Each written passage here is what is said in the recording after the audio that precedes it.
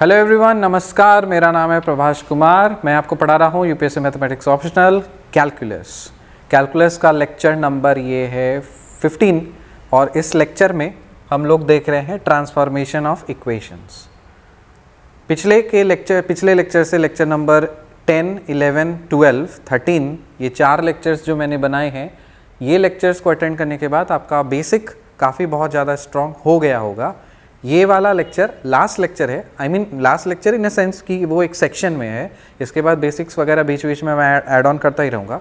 इस लेक्चर को ख़त्म होने के बाद फिर हम लोग यूपीएससी के जो डायरेक्ट सिलेबस में मेंशन्ड है उसको भी हम लोग कवर करेंगे। बट 4 ये जो लेक्चर्स मैंने बनाए हैं इस मेहनत करके बनाया है और बहुत शिद्दत से बनाया है, पूरा प्रिपेयर होकर के बनाया है ताकि आपको उतना ही मिले जितना आपको रिक्वायर्ड हो, और वो ज़रूरी है एक्चुअली करना। इसीलिए इस वाले लेक्चर में हम लोग ट्रांसफॉर्मेशन ऑफ इक्वेशंस देखेंगे। और ट्रांसफॉर्मेशन ऑफ इक्वेशन का मतलब होता है इक्वेशन का रूप बदल देना। What do mean by transformation of equation? Transformation of equation means changing the look of equation in terms of some other form. It could be change of a variable or it could be change of a degree, change of a power, whatever. Transformation of equations depending upon our requirement.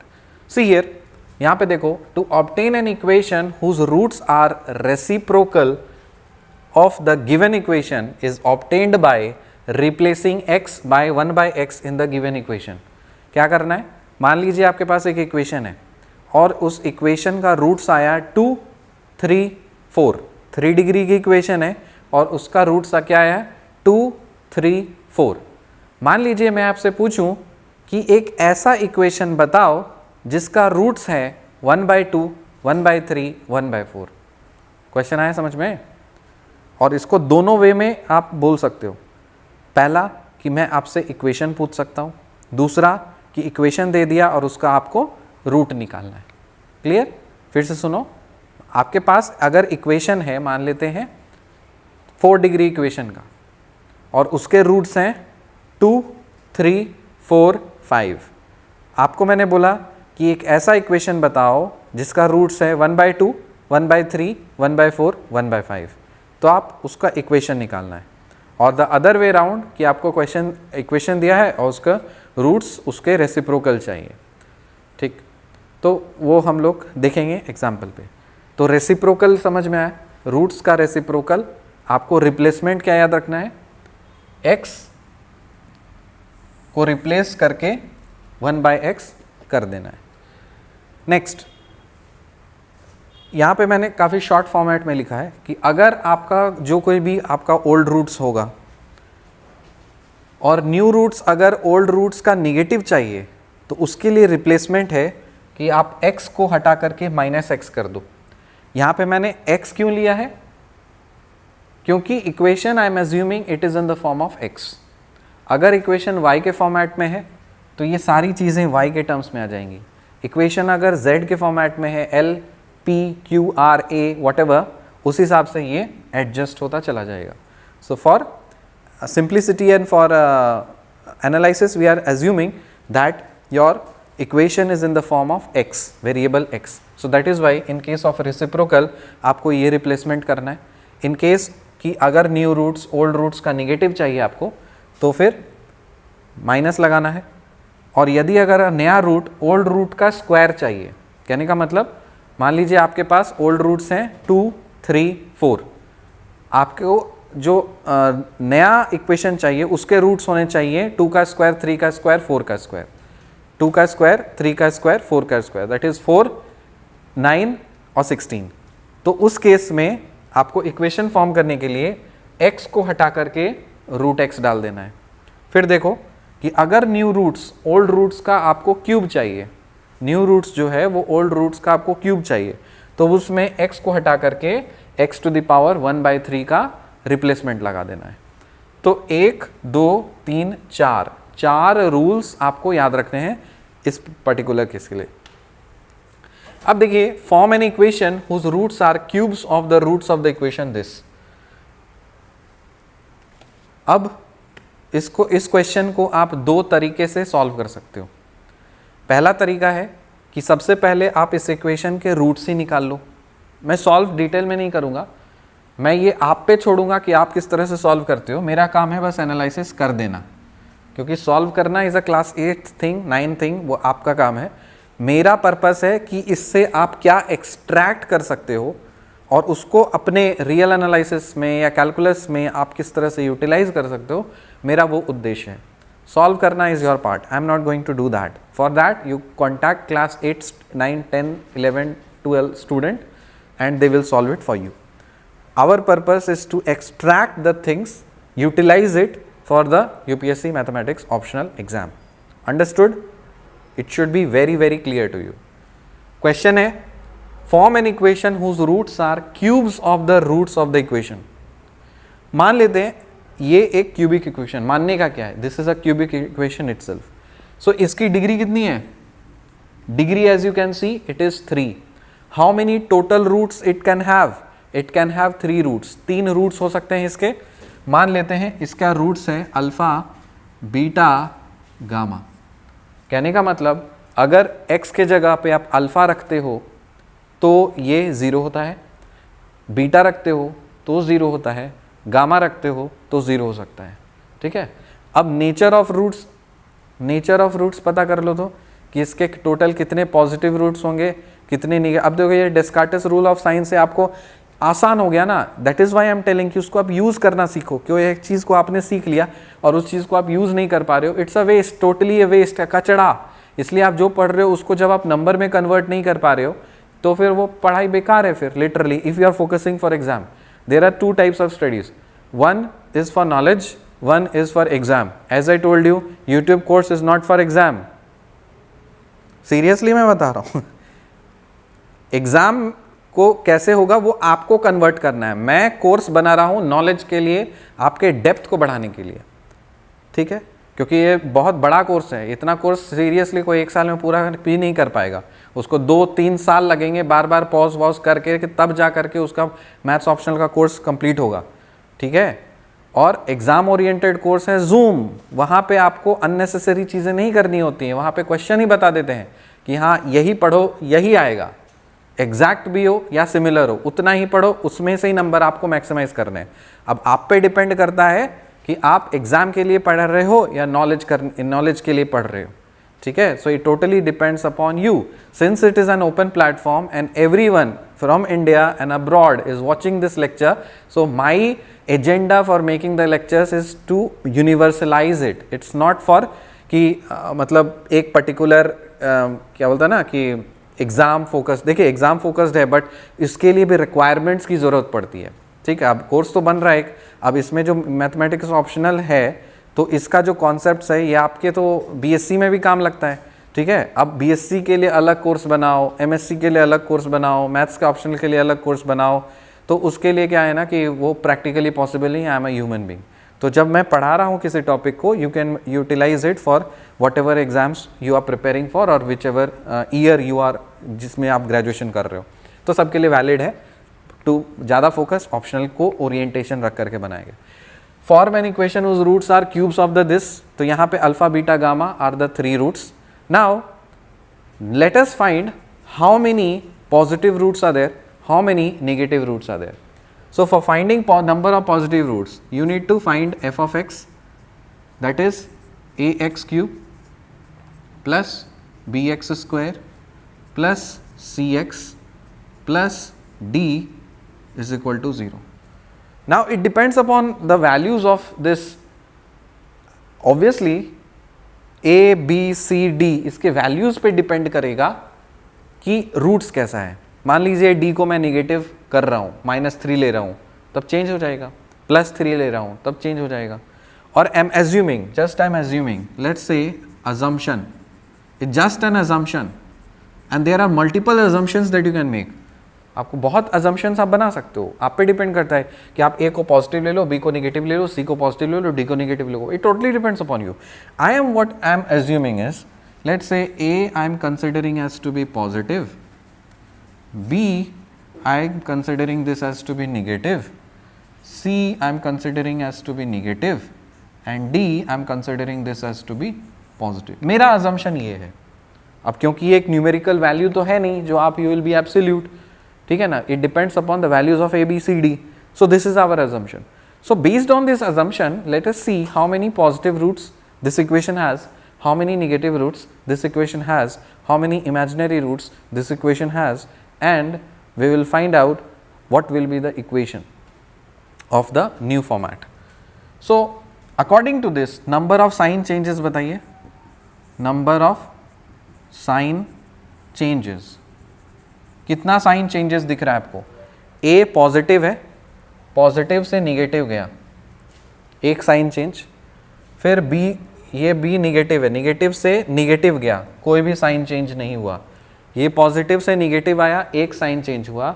Negative से negative आया, कोई sign change नहीं हुआ. Negative से positive आया तो ये sign change हुआ था. एक साइन चेंज, दो sign change, there are two sign changes. Number of sign changes is equal to 2. So if number of sign changes is equal to 2, that means it has a maximum of 2 positive roots. Is this clear, man or woman or lady or boy, whatever? Now second is number of sign changes in f of minus x. अब इसको थोड़ा पलट देते हैं. f of minus x पे आप अगर हम f of minus x लिखेंगे तब a x cube, a x cube with a minus sign, फिर प्लस बी एक्स स्क्वायर, फिर माइनस एक्स लगाना है तो माइनस सी एक्स, और उसके बाद फिर plus D. This is the thing. But यहाँ से आपको पता नहीं चलेगा क्योंकि यहाँ पे आपने कुछ अजम्पशंस लिए हुए हैं ना. यहाँ पे देखो a is positive but here a is negative, मतलब कोएफिशिएंट निगेटिव हो गया. b is negative so there negative. तो क्या यहाँ से यहाँ साइन चेंज हुआ है बुआ? No sign change. क्यों? क्योंकि a पॉजिटिव है और यहाँ पे पॉजिटिव वैल्यू डालोगे तो कोएफिशिएंट निगेटिव हो जाएगा. ठीक, करेक्ट. b निगेटिव है, यहाँ पे नेगेटिव डालोगे, ये ऑलरेडी नेगेटिव है. सो नेगेटिव से नेगेटिव कोई भी साइन चेंज नहीं है, तो नो साइन चेंज. आगे बढ़िए. c निगेटिव है, c अगर निगेटिव है so if you are putting here so minus and negative, this is positive. So यहाँ माइनस था, यहाँ प्लस हो गया, तो इसका मतलब एक साइन चेंज यहाँ पे दिख रहा है आपको, बराबर. फिर d is positive, d is positive, तो यहाँ माइनस था, यहाँ प्लस हो गया, इधर प्लस है, ये भी प्लस है, तो there is no sign change. तो इसका मतलब how many sign changes in this particular case? 1. So I can write number of sign changes, number of sign changes is equal to 1. So if there are number of sign changes in f of minus x is 1, so that means it should have maximum of 1 negative root. So how many negative roots? So it has 1 negative root. Total number of roots are 3. Why? Because the degree of equation is 3. Correct? So if the degree of the equation is 3, so total roots is 3. Moreover, out of 3, 2 are positive roots and 1 is negative root. So total root is 3. समझ में आया? Imaginary root है क्या? नहीं है. But आपको question, ये तो हम लोग लास्ट लेक्चर में सीखे. अब बोल रहा है कि form an equation whose roots are cubes of the roots of the equation. मतलब एक ऐसा नया इक्वेशन बनाओ जिस इक्वेशन के जो रूट्स होने चाहिए वो a का क्यूब होना चाहिए, b का क्यूब होना चाहिए, सॉरी अल्फा का क्यूब होना चाहिए, बीटा का क्यूब होना चाहिए, गामा का क्यूब होना चाहिए. करेक्ट. तो नया रूट बनाने के लिए, क्यूब के लिए आपको क्या रिप्लेसमेंट करने की ज़रूरत है? क्या सिखाया आपको कि अगर आपको नया रूट ओल्ड रूट्स का क्यूब चाहिए, so you need to do a replacement that x को हटा के x के पावर में 1/3 कर देना है. तो यहाँ जहाँ जहाँ आपको x दिख रहा है वहाँ वहाँ x टू द पावर 1/3 कर देना है. So our equation is ax cube plus bx square plus cx plus d is equal to 0. Replacement that is x को हटा करके x के पावर में 1/3 कर देना है. तो इसमें पुट कर दीजिए I can do here is x to the power 1/3 डाल दो और इसका क्यूब कर दीजिए, plus b times x to the power 1/3 इसका स्क्वायर कर दीजिए, plus c times x to the power 1/3 कर दीजिए, plus d is equal to 0। Okay, अब इसका क्यूब करोगे तो क्या मिलेगा, ax प्लस यहाँ पे आ जाओ b times x to the power of 2/3 plus c times x to the power of 1/3 plus d is equal to 0। Now you need to do certain manipulations. आपको कुछ मैनिपुलेशंस यहाँ पे करनी है जिससे आप क्या करोगे, इसको फॉर्मेट करोगे इसके समथिंग पावर क्यूब, क्योंकि क्यूबिक है ना, तो something power cube plus something into x square plus something into वो आपको फॉर्मेटिंग चेंज करनी है। तो मैंने इसको सॉल्व किया, काफ़ी लेंदी है बट आपको ये जानना है तो इसीलिए मैं कर देता हूँ। तो देखो यहाँ से मिला ax plus B X to the power 2/3 plus C X 1/3 plus d is equal to 0। So from here I can write ax plus d को हम लिख सकते हैं bx to the power 2/3 plus cx to the power 1/3 with a minus sign, we can write like this। now अब दोनों side आप cube ले लो, इधर भी क्यूब ले लीजिए, इधर भी क्यूब ले लीजिए, इसका भी क्यूब ले लीजिए, we can do that। so a plus B whole cube क्या होता है, a cube plus B cube plus 3ab a plus b।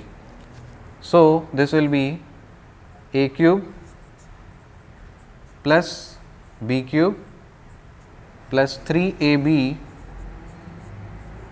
a plus b ax plus d and this should be, इसका cube करना है तो ये तो minus sign रहेगा ही रहेगा, माइनस का तो कुछ कर नहीं सकते, so this will be minus only. लेकिन इसका क्यूब करोगे तो a cube plus b cube plus 3ab a plus b। so when you will expand this you will get this as b cube x square plus c cube x plus 3bcx। Just an illustrative, total आपको detail में solve करना है तो आप कर लेना, मैं detailing में नहीं जा रहा हूं क्योंकि वो हमारा इंटरेस्ट नहीं है। अब एक्सपैंड करो, मल्टीप्लाई करो, ये सब थोड़ी ना सिखाना है हमको, मुझे जो सिखाना है वो। तो इसको जब आप रीअरेंजमेंट करोगे, so the rearrangement, well this is a cube x cube plus x square times 3a square d minus 3abc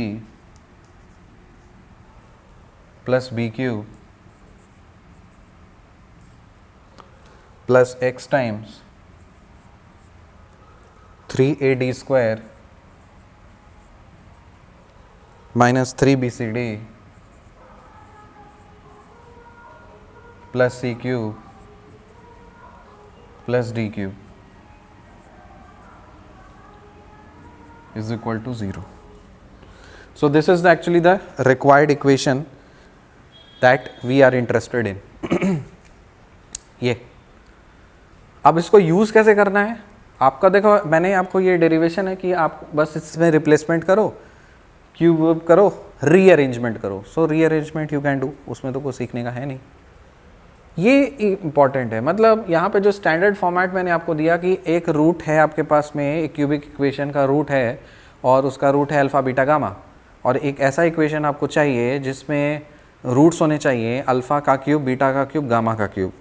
तो अगर यहाँ पे तो ए बी सी के टर्म्स में चीज़ें हैं, अगर मान लीजिए कोई मैं एक इक्वेशन दे दूँ with values of A B C, so आपको फिर वहाँ पे डेरिवेशन करने की ज़रूरत नहीं है, आपको ये फार्मूला मग्ड अप होना चाहिए।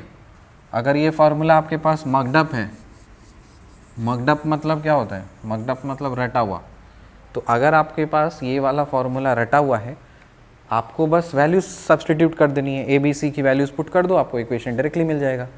देखो क्वेश्चन है आपके पास में ये नहीं, हाँ, फॉर्म द इक्वेशन, तो इसका आंसर ये हो गया कि इसका ये हो गया कि ब्ला ब्ला, इस तरह से इक्वेशन फॉर्मेट हो गया। और कुछ मैं दिखाता हूँ।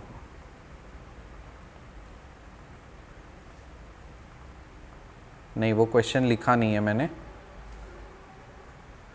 So let me right. ठीक है, तो मतलब उसका रिप्लेसमेंट एग्जांपल मैं आपको देता हूँ, रुक जाओ। X cube minus 3x square plus 1, X cube minus 3x square plus 1 equal to 0, X cube minus 3x square plus 1 is equal to 0, X cube minus 3x square plus 1 is equal to 0। अब ये क्या है, एक cubic equation है।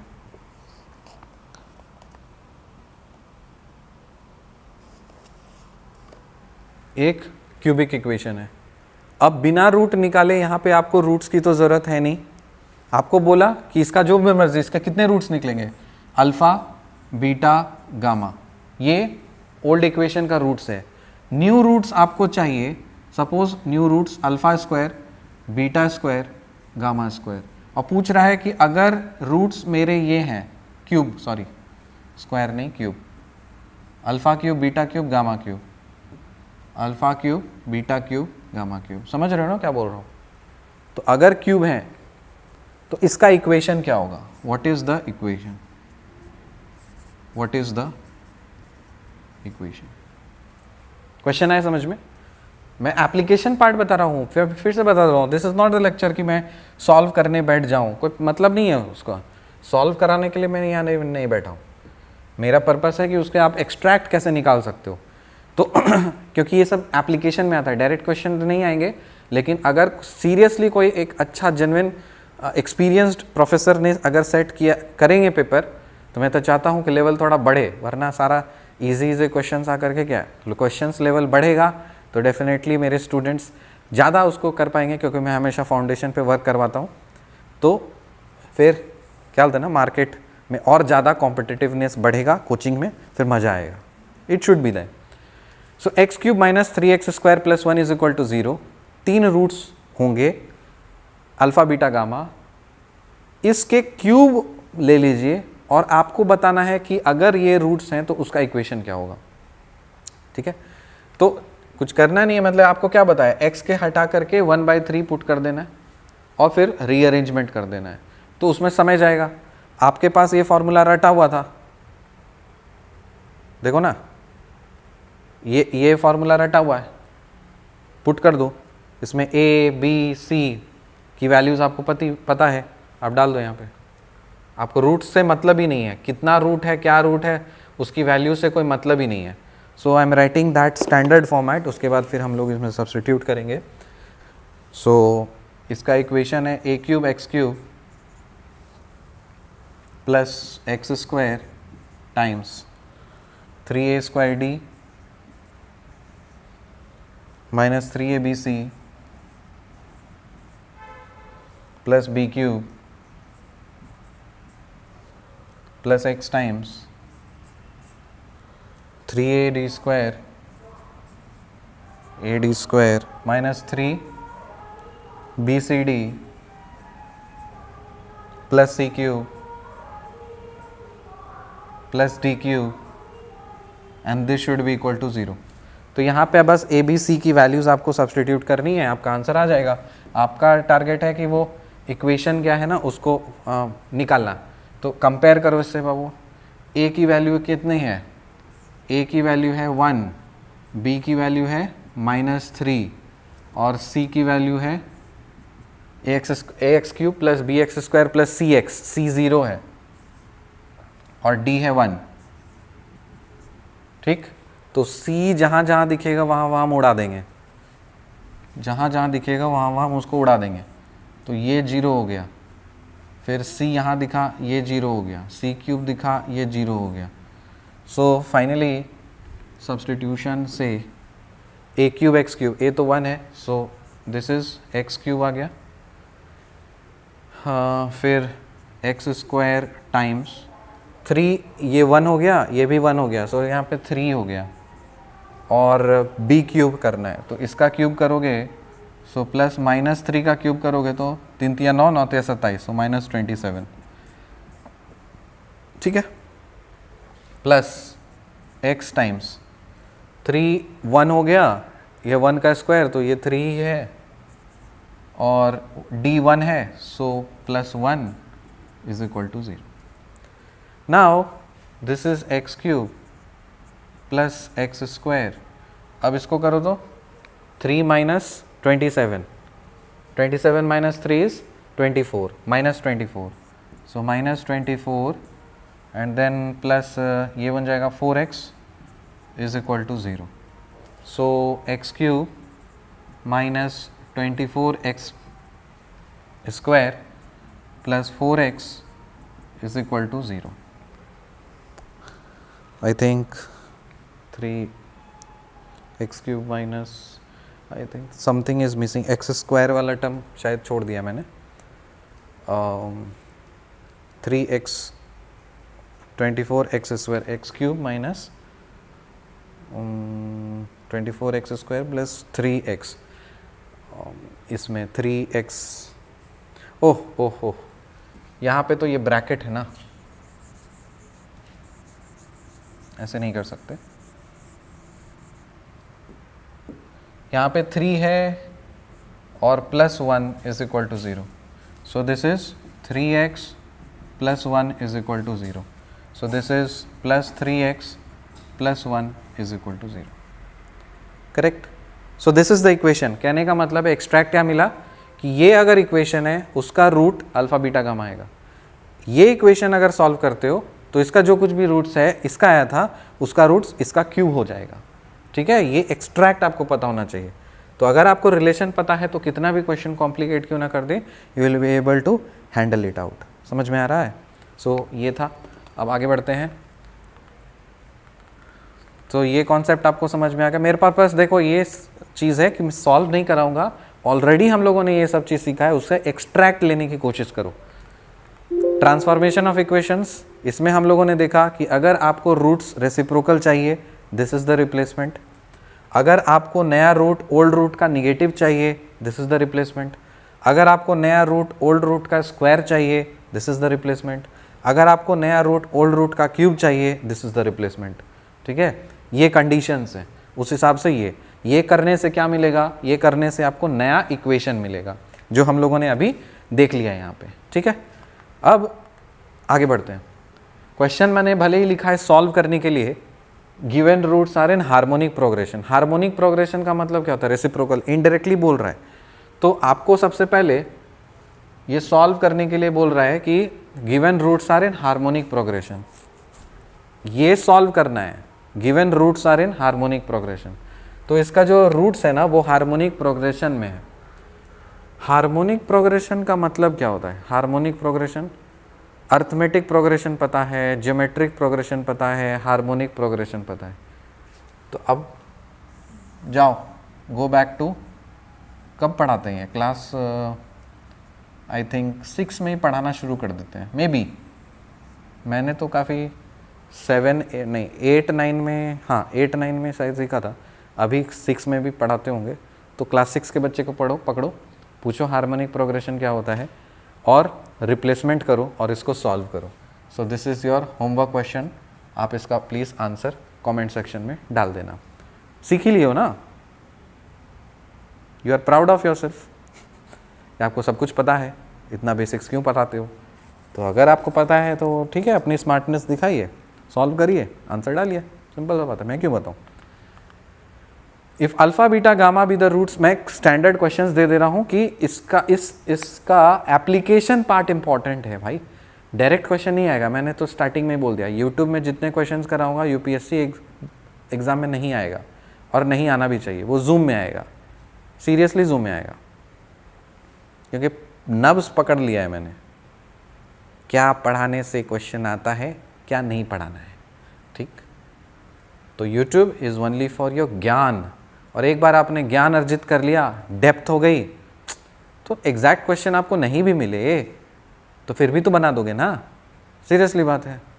Exact questions is there in Zoom, most probably. If alpha, beta, gamma be the roots of the cubic equation, तो अगर cubic equation है और उसके roots हैं, तो this form the equation whose roots are this, this, this and evaluate this. झटका question, very smart question.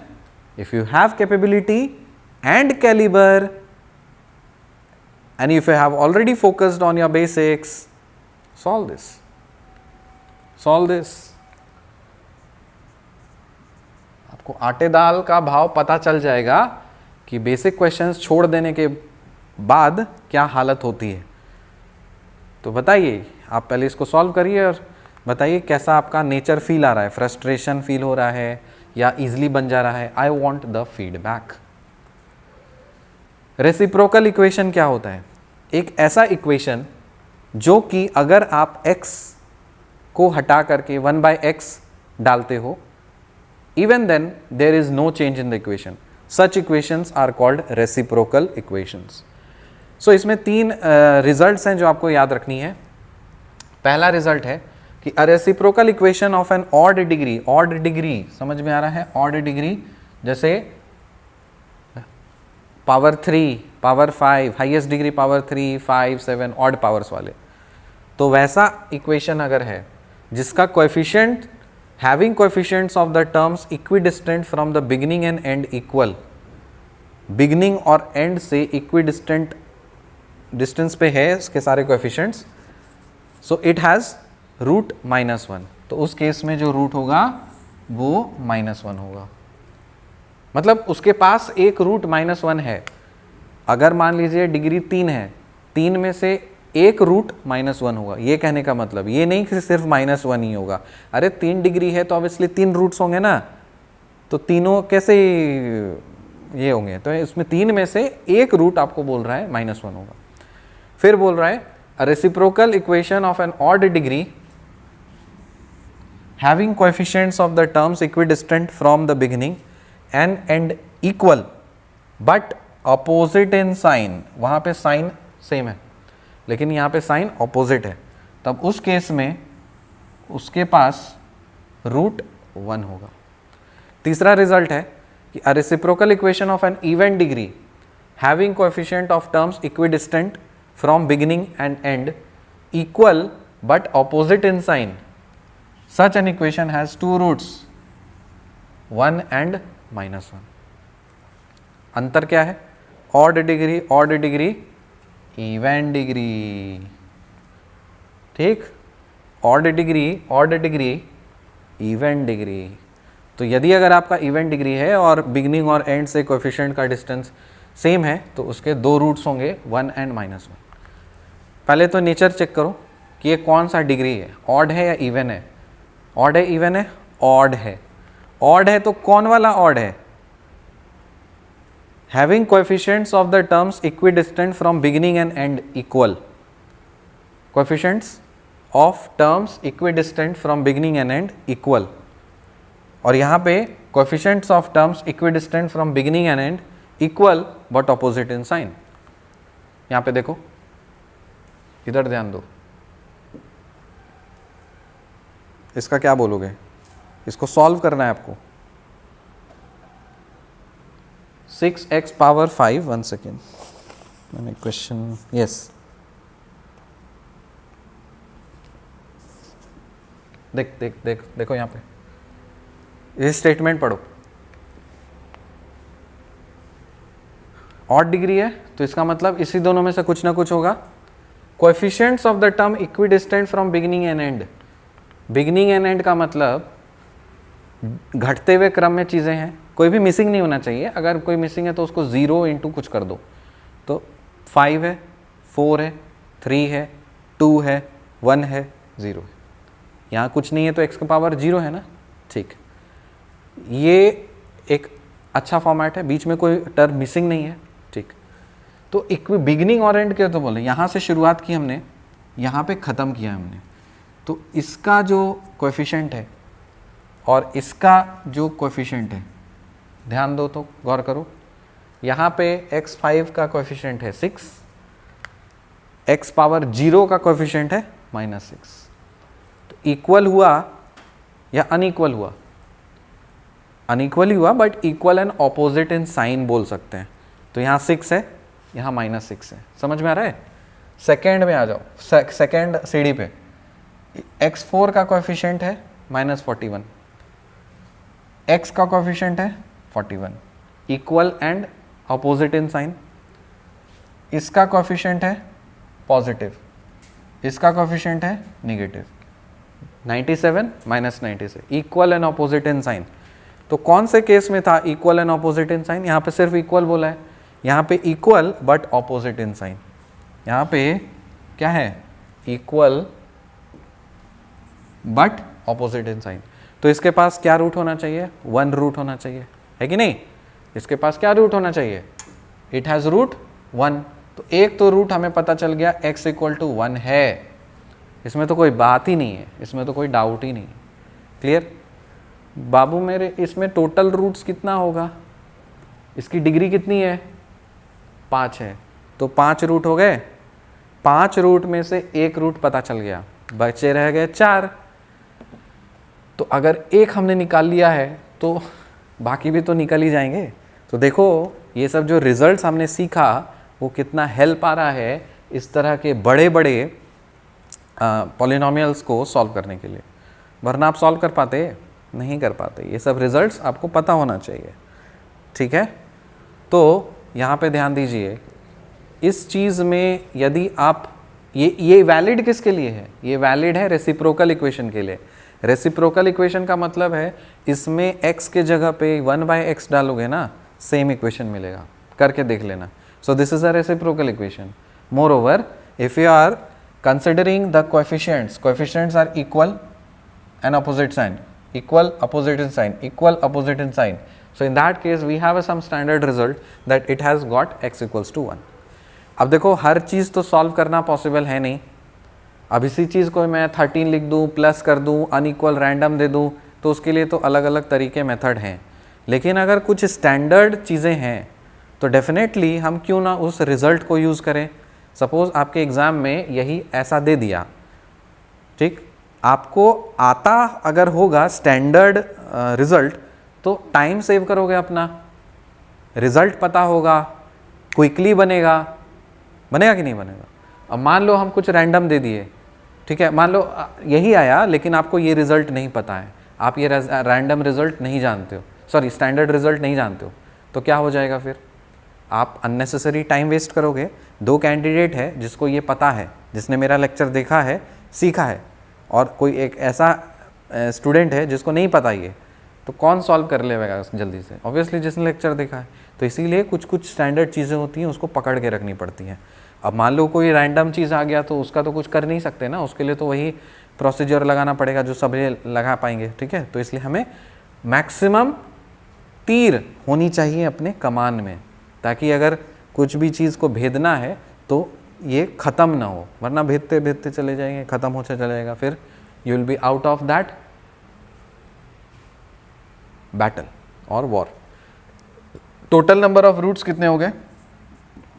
Total roots आप जानते हो, आपको पता है 5 होने चाहिए। f ऑफ x है तो इसमें नंबर ऑफ साइन चेंजेस देखो, 1 2 3 4 5, 5 साइन चेंज हो रहा है। तो इसका मतलब ये जो 5 रूट्स हैं ये पांचों के 5 पॉजिटिव ही रूट्स होंगे, निगेटिव रूट्स का कोई गुंजाइश ही नहीं है कि नहीं, और इमेजिनरी रूट्स का तो कोई मतलब ही नहीं है। यहाँ पे उसमें से एक पॉजिटिव रूट में x = 1 आ गया। यदि अगर x = 1 आ गया है तो क्या आप x - 1 से इसको डिवाइड नहीं कर सकते? बिल्कुल कर सकते हैं। इसको आप x - 1 से आप डिवाइड कर दो, और फिर आप डिवाइड करोगे तो फिर चीज़ें, हाँ देखो x - 1 से डिवाइड करोगे ना तो ये रेड्यूस हो जाएगा, x के पावर 4 में आ जाएगा, in the terms of x के पावर 4 में आ जाएगा। अब इसको इक्वेशन को थ्रू आउट आप x² से डिवाइड कर देना, आसान हो गया ना। अब ये घट गया, अब इक्वेशन बन जाएगा x² के टर्म्स में। अब इसको सॉल्व करो, इसको सॉल्व करोगे तो इससे 4 निकल के आ जाएंगे, और 4 इधर से निकल के आ गया, 1 इधर हो गया, 5 हो गया। मैं सॉल्व नहीं करने वाला, ये बताया ना क्लास, ये आपका कौन से लेवल का है question I don't know, but इसका कॉन्सेप्ट यूज होता है। पकड़ के रखिए। और आने वाले समय में मैं बता रहा हूँ आपका ये जो लेवल है, ये क्या बोलते हैं ना मैथमेटिक्स ऑप्शनल का, बहुत हाई हो जाएगा। पहले तो नहीं था, कोई फोकस ही नहीं था। अब सारे इंस्टीट्यूट्स ओपन हो गए हैं, सबसे अवेलेबिलिटी है, ठीक है, सब कोई पढ़ा रहे हैं और अच्छा ही पढ़ा रहे हैं। तो ऑब्वियसली जब बहुत सारे ऑप्शंस होते हैं ना, तो ऑप्शंस जब होते हैं तो उससे कॉम्पिटिटिवनेस बढ़ जाता है। तो आपको क्या लगता है जो प्रोफेसर होगा वो मेरा लेक्चर नहीं देखते होंगे? बिल्कुल देखते होंगे। मैंने पहले भी बताया था कि कोचिंग इंडस्ट्री और UPSC they always, coaching industry कोशिश करती है कि हम जो पढ़ाएं वो, कोचिंग इंडस्ट्री तो सभी कुछ पढ़ा देती है क्योंकि obviously it's a business, this is business. लेकिन यूपीएससी क्या है, यूपीएससी ऑलवेज मेक श्योर्स कि कोचिंग में जो पढ़ाई हो रहा है वो ना आए, सीरियसली। क्योंकि दो तरह के कैंडिडेट होते हैं, जो सेल्फ स्टडी करते हैं और कोचिंग करते हैं। So always UPSC has an anti type of a feeling with the coaching industry. ये आपको मानना पड़ेगा, फैक्ट बात है ये। आगे बढ़ते हैं, इसको देखो सॉल्व करना है। तो इसमें भी आप वही चीज़ कर सकते हो। क्या कर सकते हो, आप देख लीजिए इस चीज़ को, टोटल नंबर ऑफ रूट्स, और उसके बाद फिर सॉल्व करने के लिए क्या है तरीका। तो ये सारी चीज़ें प्लीज़ आप लोग सॉल्व करना और आंसर डालना। अरे आप लोग जानते हो, you are very confident, sir ये इतने बेसिक्स क्यों कर रहे हैं। तो अब देख लीजिए, अप्लाई करिए, अगर आता है तो कीजिए, नहीं आता है तो पूछ लीजिए, नहीं आता होगा तब बताएंगे, ठीक है। और कुछ बचा है, लेट मी चेक। तो ये रहा होमवर्क, इसमें मैंने तरीका बता दिया, आप उसको अप्लाई कर देना। ये रहा रेसिप्रोकल, और ये कुछ चीज़ें हैं जो आपको ध्यान रखनी है। सो विद दिस लेक्चर हम लोग अब इस जो मैंने देखा था, जो आपने फीडबैक देखा था, जो आपको होमवर्क क्वेश्चंस देता हूँ, उसमें आप अटकते कहाँ हो, छोटी छोटी चीज़ में बीच में। आप यहाँ से जैसे इतना बड़ा सॉल्यूशन है, आपने एकदम क्या सर ये तो यूपीएससी का क्वेश्चन है, मैं तो सॉल्व करूँगा, धर धर धर धर धर, आ गया एक कॉन्सेप्ट बीच का, अब वहीं में फंस गए। अब बीच में फंस गए 10 मिनट 15 मिनट निकाल दिया, अब क्वेश्चन आगे बढ़ ही नहीं पा रहे। जब आगे बढ़ ही नहीं पा रहे हो तो कौन देगा, फोकट में नंबर मिलेगा आपको? नहीं मिलेगा फोकट में नंबर। तो जब मैं पढ़ा रहा हूँ और मेरे पढ़े हुए स्टूडेंट वैसे हालत में फंसे रहेंगे तो ये तो मुझे बुरा लगेगा और बहुत दुख की बात है। इसीलिए ये सब चीज़ बीच में थोड़ा थोड़ा करना पड़ता है। तो अभी तक जितना मैंने कॉन्सेप्ट आपको सिखाया है, आप उसको अच्छे से समझिए, सीखिए। अगर आपको कोई डाउट होता है तो कमेंट सेक्शन में आप डालिए, लहराइए, बातें करिए। Please be interactive. Student care service आपको बता दिया गया है, एक बार मैं फिर से बता देता हूँ, आप लोग यूज़ नहीं करते हो, फिर बोलते हो वो क्या है। प्लीज़ मेक श्योर कि आप लोग जो फैसिलिटीज़ हम लोग प्रोवाइड करें उस चीज़ का तो ध्यान रखो। हम लोग स्टूडेंट केयर सर्विस रन करते हैं और उसका जूम आईडी है, ये यूनिवर्सल है, मतलब हमेशा यही रहेगा hopefully 6299591960। This is the zoom ID और इसका पासकोड है PASSCODE। The passcode is capital में आप लिखोगे EXADEMY एग्जैक्टली। और ये कब होता है, ये होता है from Monday to Friday, 2 slot में होता है। आपके पास मॉर्निंग स्लॉट अवेलेबल है तो 10 से 11 के बीच में ये जूम में डाल के पहुंच जाओ। अगर ये स्लॉट नहीं अवेलेबल है आपके पास दोपहर का स्लॉट है तो 3 से लेकर के 4 बजे के बीच आप स्लॉट में पहुंच जाओ। अगर आपको व्हाट्सअप में कॉन्टैक्ट चाहिए, यही व्हाट्सअप का ही नंबर है, ऑफिशियल नंबर ऑफ एग्जाइडमी। पैसा नहीं लगता है इसमें पैसा नहीं लगता है, ठीक है। पैसा पढ़ाने का लगता है क्योंकि उसमें एफर्ट्स लगते हैं। तो एक हैबिट होती है ना, फ्री फ्री फ्री फ्री। 2 तरह के ऑर्गेनाइजेशन इंस्टीट्यूट होते हैं, 2 तरह के रिस्पॉन्सिबिलिटी, एक होती है गवर्नमेंट, एक होता है प्राइवेट। प्राइवेट टैक्स से नहीं चलता है, चंदा से नहीं चलता है, दिस इज बिजनेस, समझे, दिस इज बिजनेस।